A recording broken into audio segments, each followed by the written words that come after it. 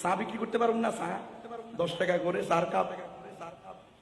বাদাম বিক্রি করতে পারুম না এখানে বেঁধে, হুজুর কথা কম, পারবো কি পারবো না? বাদাম বিক্রি করুন, ওয়াজ করুন না, শুধু দেখি রিক্সা চালাম, ভ্যান চালাম, অটো চালাম, এই মুসলমান হরেক মাল বিক্রি করুন রাস্তায় রাস্তায়, কিন্তু তাগুতের গোলামি করবো না।